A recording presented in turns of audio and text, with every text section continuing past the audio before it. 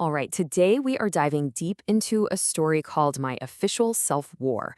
And really, it's all about what happens when you feel like the whole world is stacked against you, and what or who ends up being that one single thing that keeps you from floating away. And this one line, man, it just says it all, doesn't it? This is our way in. It perfectly captures that deep, deep sense of alienation our main character, Uda Lilith, is feeling. This is where it all begins. So, to really get our heads around the story, we're going to follow 5 key steps. First, we'll look at her worldview, this idea that the world is just rotten. Then we'll explore the unique friendship that keeps her grounded. We'll see what happens when chaos literally comes knocking, meet a very unlikely hero, and then finally, we'll piece together the story's big message about finding your true thread. Okay, let's start right there, with that bleak worldview. To understand our protagonist at all, you've got to see the world through her eyes. And from her perspective, it's fundamentally broken. So meet Uta. For her, seeing the world as ugly and colorless isn't just a bad mood. It's practically a philosophy. It's heavily shaped by this famous novel about alienation, No Longer Human. So this feeling of being an outsider, for her, it's not just an emotion, it's an entire intellectual framework. And just listen to the words they use. These aren't just vague feelings of being down. Uda and her friend Aras have this very specific, very harsh vocabulary for the world around them. For them, society isn't just a little flawed. No, it's a creation of chaos and carnage. Intense stuff.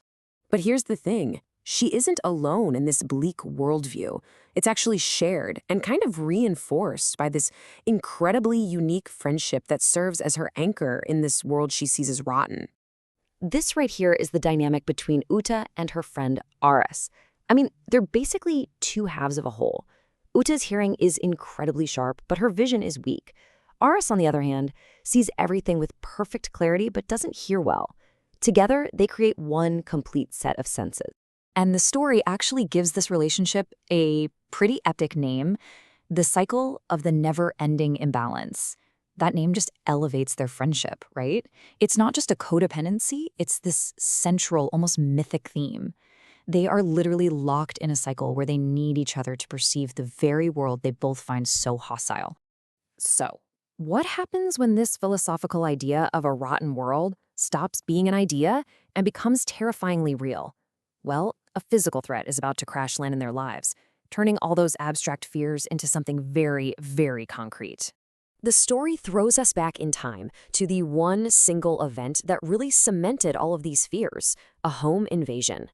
Suddenly, all that chaos they felt was out there, it's inside. It's violating the one place on Earth you're supposed to feel safe. And look how it plays out. It starts with a classic horror movie sign, right? The lights start flickering, then a figure is seen downstairs. But the first real response doesn't come from a person, it's the family dog, Auli. Her barking, her snarling, that's what scares the intruder away before the police are even called. Now, here's the detail that's just chilling. The police find no sign of a break-in, which means the intruder was already inside somehow, making that feeling of violation 1,000 times worse. But they did leave proof, fingerprints, a footprint. This was not in their heads. The ugly world was real, and it had been in their house. And this really gets us to the heart of what happened that night. Because in that moment of absolute terror, the one who saved the family was not who you'd expect. It all boils down to perception. So when it really came down to it, when everything was on the line, whose perception actually mattered? Who truly saw the danger for what it was? I mean, just think about the irony here. Uta, our protagonist with the super sharp hearing, she couldn't see. Her mom, beloved, couldn't see either. Neither of them had their glasses or contacts in. The two humans in the house were essentially blind. But Auli, the dog, she didn't need to see. She sensed the malice, and she acted. Instantly.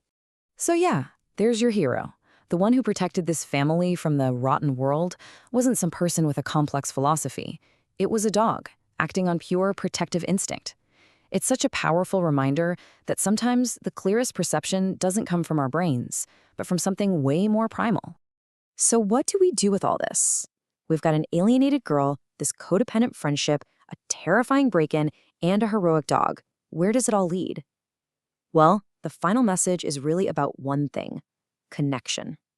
Remember this quote? Aras, The friend who completes Uda's senses? He's her one and true thread. And that metaphor is just perfect. A thread might seem fragile, but it's what connects us, what keeps us grounded when it feels like everything is trying to pull us apart. And this is the ultimate takeaway, right? The story shows us two kinds of critical connections. You have Aras, who is like the intellectual thread, helping Uda make sense of her internal world. And then you have Auli, the instinctual thread, who protects her from the external one. They're totally different, but both are absolutely vital for survival. And so the story kind of leaves us with a question to ask ourselves. It argues that even if the world feels ugly or rotten, our survival, our meaning, it's all found in our connections. So it's worth asking, what are the threads, the people, the pets, the passions that connect you to it all?